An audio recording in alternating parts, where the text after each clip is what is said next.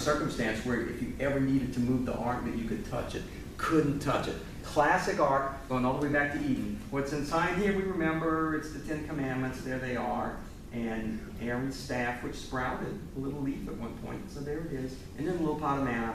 And by the way, the pot of manna will show up next week when we're doing the food miracle pyramid. So there's the ark in there. And it's the same kind of deal, is that what's in here is so precious, and what's outside is so defiled, you can't even touch it. Even the high priest can't even touch it. And even the high priest can't even lift the lid off of the propitiatory. No. If you touch this, man, you get killed. The cherub would take exception and bam, strike you dead. And remember, of course, we got that one cherub over here, and they're overshadowing. And last week we discussed all the different levels of overshadowing, all the different levels of veiling and absence, to where the more and more separate you got as you move from one end of the tent to the other. I'm going to draw another little picture. It doesn't take too long. There we go. There's our meeting tent. There's the ark. There's one angel. Cherub, not angel. There's the other one. Remember, you could come in out here. Generally speaking, if you're a Jew, you could come in out here. But if you weren't a Jew, you couldn't come that far. Then if you're a Levite, you could come in here. But that was as far as you could go. And then for the high priest, you could come in here, and that was it. And there was that level of separation. And the same thing with the overshadowing. And remember, we had the Shekinah cloud. And y'all may remember, somebody can tell me what Shekinah means. And if you can't, that's okay. I don't expect you to remember all this. I'm just looking for like overall themes. Okay, Shekinah comes from a Semitic triliteral root. Shekinah means to settle. Now, so whenever God's glory time, whenever the cloud would settle, would stop, then that's where they would set up the meeting tent. That's where they would all dwell around the meeting tent. And remember, because if you're a wandering culture, to settle is to dwell, to stop. And you start moving again, that's fine. Now, this actually gets a little interesting idea, because there's all these different ways of expressing the sweep of salvation history. In this case, you can do it this way. Is you were in Eden, Adam and Eve were in Eden, and they were settled. They had no expectation of ever leaving Eden. It would have to be insane. But then, eventually you get to the point, there's the fall, and then they're out, and the Israelites are wandering. So they wander for a long time. Eventually, they don't wander anymore. They cross over into the Promised Land, then they permanently settle in the Promised Land. So then they settle. And that's what they do. And then Jesus comes, and we become pilgrims. So we're kind of moving again. The whole business with settling was just a little temporary thing while they waited in the Promised Land. When Jesus came, remember, they just wandered around in the desert. They had no destination when they were in the desert for 40 years. They just wandered. They were nomads. You don't have a destination. However, now, since Jesus came, now we're on a pilgrimage. We are on a journey. And we're talking about being in the bark of Peter, the ship of Peter. Pilgrims have a direction. What we're heading to now is what's going to happen at the end of time is the New Jerusalem, which is kind of like getting back to Eden, except the New Jerusalem is actually better than Eden, because remember, in Eden, when Adam and Eve hung out with God, God did not have a body. But when we get to the New Jerusalem, at the end of all this wandering, a little bit of settling, finally pilgrim church on earth, and then we get to the New Jerusalem, and Jesus is there to hang out with his body and soul. That's just another little thing that's tied in. Wonder what that means. Never heard that before. Anyway, so this is a particularly interesting triliteral root, because what we call this thing, we call it a tent. We call it a tabernacle if we're speaking Latin. And what Hebrew calls this thing is a mishkan. It's kind of interesting. And I got to digress a little bit about Semitic triliteral roots. Okay, now Moses gets erased. Let's see. Semitic triliteral roots. This was years ago, 35 years ago. I had some Turkish friends. I went to Turkey. And I learned some Turkish words, how to be polite and ask for things and get things and thus and so on. I don't know why I knew this word. But I knew it. Kitab. K-I-T-A-B. And at some point, while I was in Turkey, I saw maybe on a sign or something this word. Katib. And I asked one of my Turkish friends, I said, is Katib related to Kitab? And he thought about it. I don't think he'd ever thought. He says, yeah. Kitab means book, right? He said, yeah, we both read that. He says, yeah, Katib means author or writer. I thought, wow, how cool. Anyway, and what this is a classic Arabic, Semitic, triliteral root, KTB, and Semitic languages nowadays, it's Hebrew and Arabic, generate oodles and oodles of words off of this. I mean, like one of them, I think is, let's see, I think this is, I think kutu is a clerk, you know, or a scribe, somebody who can write. A ketubah, even is still used today. A ketubah is a wedding contract. There's this other word, I love this one. This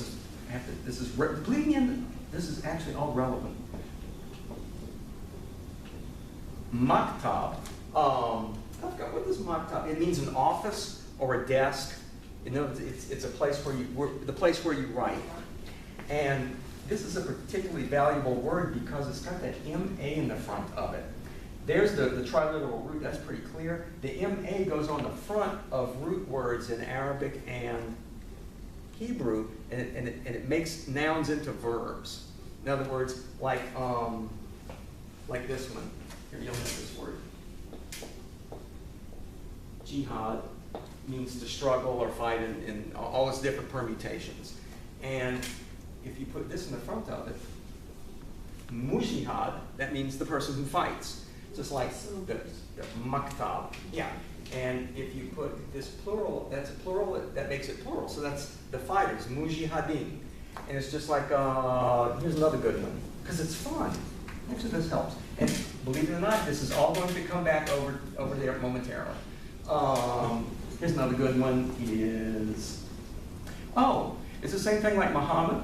His root, I think, is HMD, and you put a mu in front of it, and that means praise. And so Muhammad is the praised one. Here's another good one. Y'all get this. The SLM triliteral root. You know what comes from that?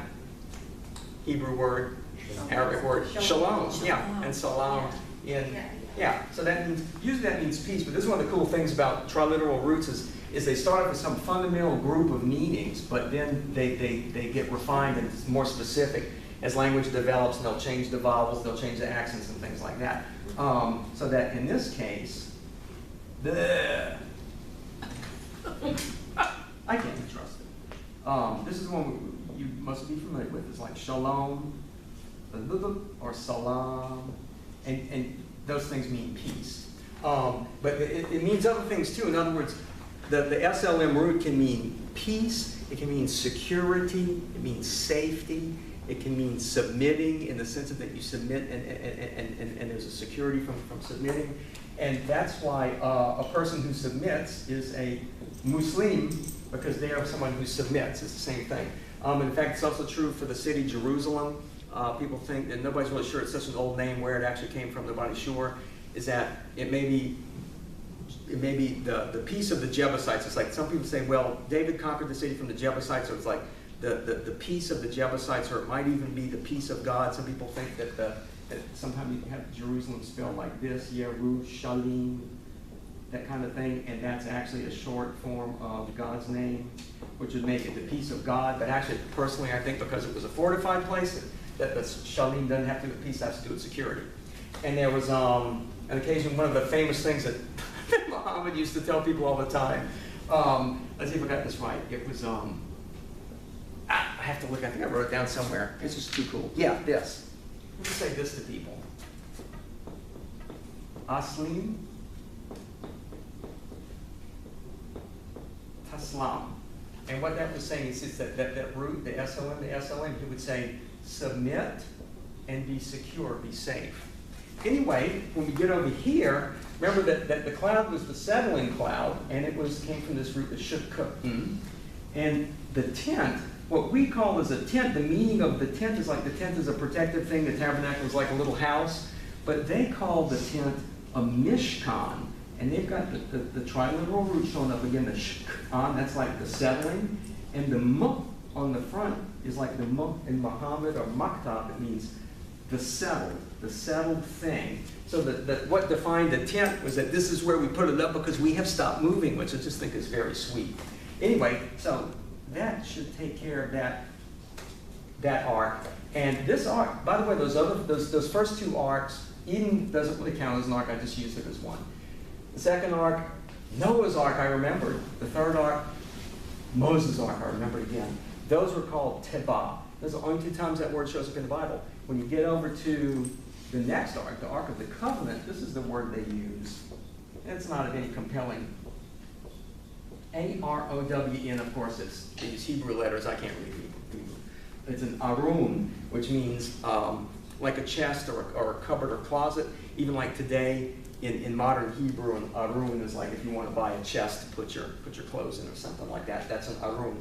Now, this is where things get interesting. Is, remember, the Old Testament was translated, I think, about 100 BC or so, and we talked about it. It's called the Septuagint version, which was written in Greek.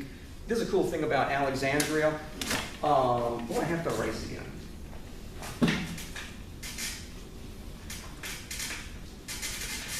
Okay, let's see if you know what this is.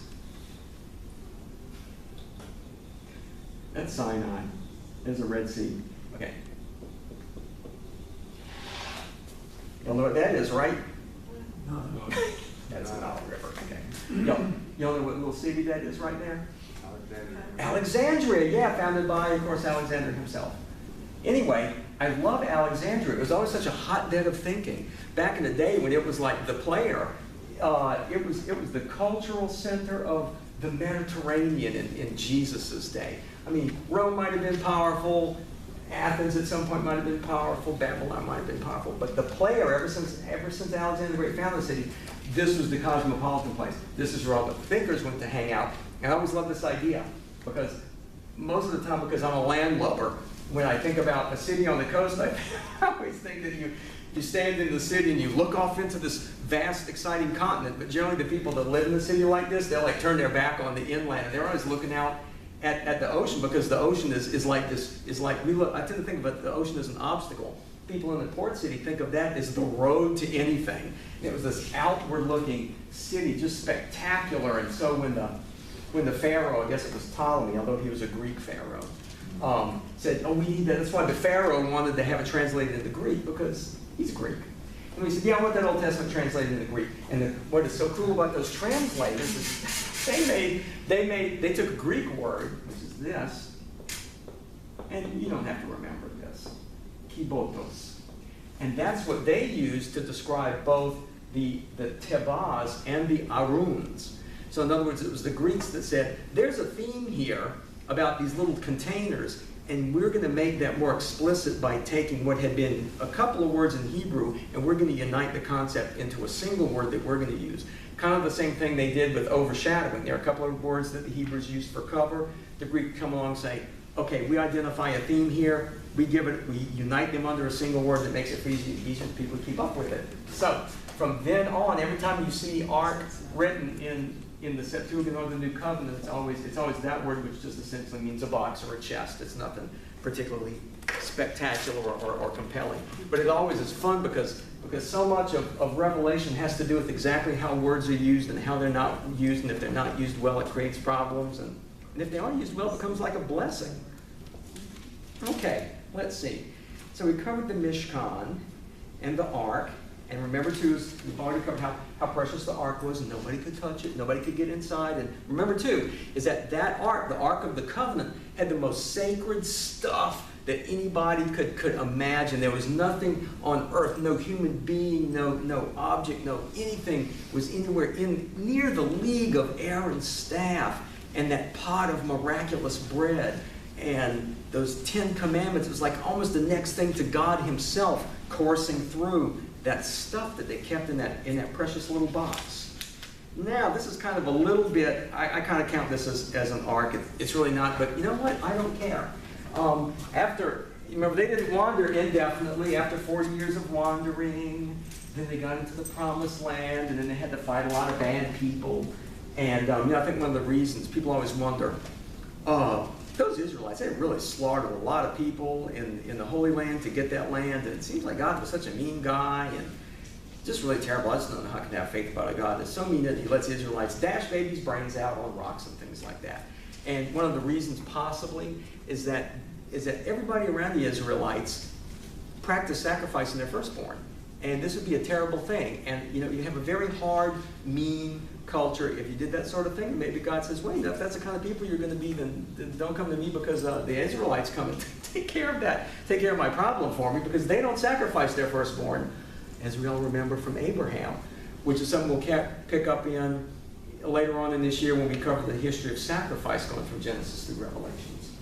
So, who was it that conquered Jerusalem? Oh, that's right. King David conquered Jerusalem. At this point, there was no need to wander anymore. Now, the tent had been kind of become this little ramshackle thing and hadn't been very well cared for, and it was not in Jerusalem, of course, because the Israelites hadn't conquered it yet. But then they conquered Jerusalem, and King David said, well, I think maybe we should bring the ark to town. And one of the things he wanted to do was, he says, I'm going to build a really nice house for God, because if God's going to dwell with us, we don't live in tents anymore. Now we live in houses. So God needs a permanent house where he can settle along with his people. But remember, God said, no, you committed some serious sins, David, and I'm going to hold off for your son to build me a really nice house. So Solomon built him a temple, and the temple functions virtually identically to the meeting tent, except it's permanent, and it's a whole lot bigger, and it's a whole lot fancier. But when it gets down to it, you still have that same plan right here. You still got the little rectangle, you still got an outer veil, you still have an inner veil, and you still have this. And remember what this was called, the Kadesh, the separate. Remember, because they didn't really have a specific word for holy. This was the separate part, Kadesh. This is as holy as it gets, Kadesh. That's why in Latin we say Sanctum Sanctorum. That's a kind of a riff on Kadesh. Now, this is kind of cool in Solomon's temple. If we were able to actually get through the veil and look, this is what we would see. And then the ark is still here. And then on either side, there are two big cherubs. And remember, they are tough. And they are angry. And so you come in. And they each have their wings come out, their wings overshadow. And their wings touch here, and they touch the wall here. And then they're up there, and they are always in an ill humor. And for all I know, they've even got a sword. There you are. Bad mood, got sword, don't argue. So, that's what's going on in there. And then here, there's the propitiatory, and then that once a year, God's Spirit comes down and somehow makes God present to the high priest. Now, this shape is actually a square. Let's see, I thought it said that somewhere. Yeah. In the innermost part of the temple, which is the Sanctum Sanctorum, was the Ark of the Lord's Covenant. In the sanctuary, it was 20 cubits long, 20 cubits wide, and 20 cubits high, which is to say that this space is actually a cube-shaped space, which is going to matter as we will see. So that was a big cube, and to some extent I like to think of is that the ark was still the ark, but then this big container around it, which is also like a gigantic nice box, this was like another ark just to kind of add to the dignity and the sense of the enclosure. And this circumstance, the temple had been built a few times. I think by the time Jesus was alive, it had been rebuilt twice. It was like the third version of the temple. And it's kind of a sad little thing. Because I think it was when the Babylonians captured the Israelites, and took them back to Mesopotamia, and they were there for a couple of generations, is that when they came back, there was the ark wasn't here anymore. They didn't have the ark, and then nobody really knows what happened to it, which is why you have movies about the lost ark. But they built the temple back, and they just had this space. They thought, well, somehow God must understand that even though we don't have his box of stuff anymore, that he'll still come down here and hover once a year. It's really kind of sweet, a terrible sense of loss for those people. But what's going to happen is that, of course, we're going to get a new ark. Let's see where we are now. Oh, by the way, talking about Muslim stuff, since I'm kind of on an Islamic tear tonight because of the Arabic. As you know, in Mecca, they have that big black cube, and that predates the Kaaba, predates Islam, because even in Muhammad's day it was like this big cube, and it was full of little pagan deities and stuff inside. He got rid of all that. But I always wonder if the Kaaba had any relationship between the cube-shaped Kadesh Kadesh, the Holy of Holies in Solomon's Temple.